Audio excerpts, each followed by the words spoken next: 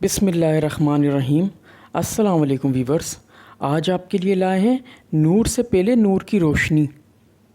نبی کریم صلی اللہ علیہ وسلم کے دنیا میں تشریف لانے سے پہلے حضور علیہ الصلاۃ والسلام کا نور پاک مردوں اور پاک عورتوں سے ہوتا ہوا عبد المناف تک پہنچا۔ عبد المناف کے 4 بیٹے تھے، ایک کا نام ہاشم، دوسرے کا نوفل، عبد الشمس اور مطلب۔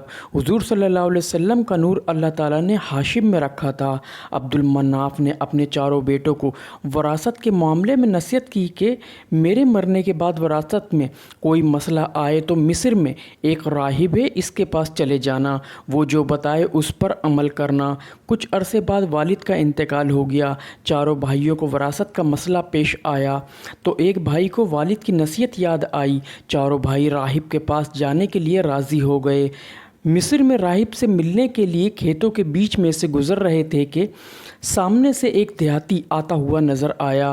قریب آ کر اس نے پوچھا، کیا آپ لوگوں نے میرا اونٹ دیکھا ہے؟ 4 نے کہا، ہم نے تیرا اونٹ نہیں دیکھا۔ ایک نے کہا، کیا تیرا اونٹ ایک ٹانگ سے لنگڑا کر چلتا ہے؟ کہا، ہاں، میرا اونٹ ایک پیر سے لنگڑاتا ہے۔ دوسرے نے کہا، کیا تیرا اونٹ ایک آنکھ سے کانا ہے؟ اس نے کہا، ہاں، میرا اونٹ ایک آنکھ سے کانا بھی ہے۔ تیسرے نے کہا، کیا تیرا اونٹ کے دانت کمزور ہیں؟ اس نے کہا، ہاں، میرے اونٹ کے دانت کمزور ہیں۔ چوتھے نے کہا، کیا تیرا اونٹ رسی توڑا کر بھاگا ہے؟ اس نے کہا، ہاں، میرا اونٹ رسی توڑا کر بھاگا ہے۔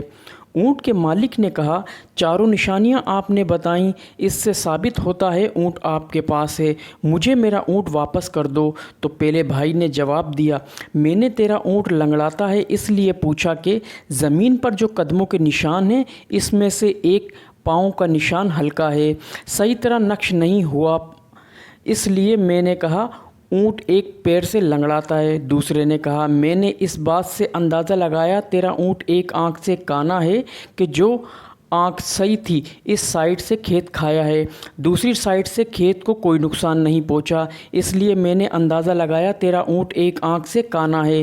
تیسرے نے کہا، یہ جو فصل کھائی ہوئی ہے یہ صحیح طرح سے چبائی ہوئی نہیں ہے، اس سے میں نے اندازہ لگایا کہ تیرا اونٹ کے دانت کمزور ہیں۔ چوتھے نے کہا، میں نے اس بات سے اندازہ لگایا کہ تیرا اونٹ رسی توڑا کر بھاگا ہے، جو فصل کھائی ہے وہ اس انداز سے کھائی ہے جیسے کوئی جانور جلدی میں اور چلتے ہوئے کھاتا ہے، اطمینان سے کھڑے ہو کر نہیں کھایا، اس سے اندازہ لگایا تیرا اونٹ رسی توڑا کر بھاگا ہے۔ اب اس نے 4 بھائیوں سے پوچھا، آپ لوگ کہاں جا رہے ہیں؟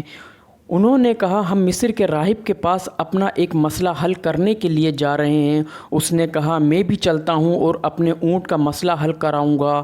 اب یہ 5 راہب کے پاس چل دیے۔ جب راہب کو اطلاع ہوئی کہ آپ کے مہمان آئے ہیں تو اس نے ایک خادم کو کہا کہ مہمان خانے میں لے جائیں اور ان کی خوب ضیافت کریں۔ خادم نے ان کو تازہ شراب بنا کر پیش کی۔ شراب پینے کے بعد ایک بھائی نے کہا، مجھے لگتا ہے یہ شراب جس انگور سے بنائی گئی ہے وہ انگور قبرستان سے لائے گئے ہیں۔ اس کے بعد ان کو کھانا پیش کیا گیا۔ کھانا کھاتے وقت دوسرے نے کہا، یہ جو بکری کا اونٹ ہم کھا رہے ہیں یہ بکری کتیا کے دودھ پی کر جوان ہوئی ہے۔ تیسرے نے کہا، یہ جو روٹی ہم کھا رہے ہیں یہ اس عورت نے بنائی ہے جو ماہانہ ایام سے ہے۔ چوتھے نے کہا، یہ جو راہب ہے یہ اپنے باپ کی اولاد نہیں کسی اور کی اولاد ہے۔ یہ 4 کی گفتگو خادم سن رہا تھا۔ اس نے اپنے راہب کو بتایا کہ آپ کے ہاں جو مہمان ٹھہرے ہیں وہ آپ کے متعلق یہ گفتگو کر رہے ہیں۔ راہب نے کہا، جس نے شراب بنائی تھی اس کو بلایا جائے۔ اس سے پوچھا، انگور تم نے کہاں سے لیے تھے؟ اس نے کہا، جناب، میں نے یہ انگور آپ کے والد کی قبر پر جو انگور کی بیل لگی ہے مجھے وہاں تازہ اور اچھے انگور نظر آئے تھے تو میں نے وہاں سے لے لیے۔ آپ نے کہا، ٹھیک ہے، جاؤ۔ اس کے بعد جس سے بکری کا گوشت لیا تھا اس کو بلایا گیا۔ اس کو کہا، ہمارے مہمان آئے ہیں، تم نے یہ کس طرح کا گوشت دیا ہے؟ اس نے کہا، گوشت اس بکری کا دیا ہے جو دیکھنے میں ہرن معلوم ہوتی ہے اور یہ کتیا کا دودھ پی کر جوان ہوئی ہے۔ آپ نے اس کو کہا، ٹھیک ہے، جاؤ۔ آپ نے پھر اس عورت کو بلایا جس نے روٹیاں بنائی تھیں۔ آپ نے اس عورت سے پوچھا، کیا تم حالت حیض میں ہو؟ جی حضور، میں حالت حیض میں ہوں۔ آپ نے کہا، ٹھیک ہے، جاؤ۔ پھر اس کے بعد اپنی ماں کے پاس گیا اور اونچی آواز میں کہنے لگا کہ ماں سچ سچ بتا، کیا میں اس باپ کی اولاد نہیں ہوں جس کے ساتھ میں مشہور ہوں؟ ماں نے کہا ہرگز تو اس کی اولاد نہیں ہے، قصہ کچھ اس طرح ہے، تیرے باپ کی کوئی اولاد نہیں تھی اور مجھے ڈر تھا تیرا باپ کے فوت ہو جانے کے بعد اس کے وراثت تیرے چچاؤں میں نہ چلی جائے، اس لیے میں نے ایک چروائے سے بدکاری کی جس کے نتیجے میں تو پیدا ہوا۔ اب یہ راہب ان چاروں کے پاس آیا اور اس نے پوچھا، جس نے انگور کے بارے میں اندیشہ لگایا کہ یہ قبرستان سے لائے ہوئے انگور کی شراب ہے۔ اس نے کہا جناب، شراب پینے کے بعد آدمی تر و تازہ اور پھرتی آتی ہے، جبکہ ہمارے دل مرجھا گئے اور ہم سست ہو گئے۔ اس سے اندازہ لگایا کہ اس وقت یہ حالت تو قبرستان والوں کی ہوگی۔ دوسرے سے پوچھا کہ آپ نے کیسے اندیشہ لگایا کہ یہ گوشت اس بکری کا ہے جو کتیا کا دودھ پی کر جوان ہوئی ہے؟ اس نے کہا کہ گوشت کے ایک طرف چربی ہوتی ہے اور اس گوشت کے دونوں طرف چربی تھی، اس سے میں نے اندازہ لگایا کہ یہ اس بکری کا گوشت تھے جو کتیا کا دودھ پی کر جوان ہوئی ہے۔ تیسرے سے پوچھا آپ نے کیسے بتا دیا کہ یہ اس عورت نے روٹیاں بنائی ہیں جو حالت حیض میں ہے؟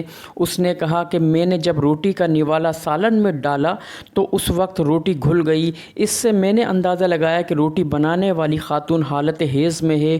چوتھے کے پاس آئے اور کہا کہ آپ نے کیسے کہا کہ میں اس کا بیٹا نہیں ہوں جس کے ساتھ میں مشہور ہوں؟ اس نے کہا کہ تیرے باپ کی عادت تھی کہ مہمان آتے تو ان کی خدمت کے لیے خود موجود ہوتا اور اپنے ہاتھوں سے ان کی خدمت کیا کرتا، جب کہ تم نے ہمیں غلام کے حوالے کر دیا۔ اس بات سے اندازہ لگایا کہ تو اس باپ کی اولاد نہیں۔ اب راہب نے پوچھا آپ اپنے آنے کا مقصد بیان کریں۔ انہوں نے کہا ہمیں وراثت میں مسئلہ درپیش ہے، اس لیے ہم تمہارے پاس آئے ہیں۔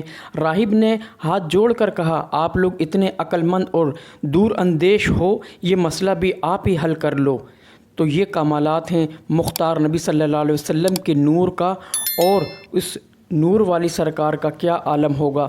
ویورز، کیسا لگا قصہ؟ فیڈ بیک ضرور دیجیے گا، چینل کو سبسکرائب کیجیے گا۔ ملتے ہیں نیکسٹ ویڈیو میں، اللہ حافظ۔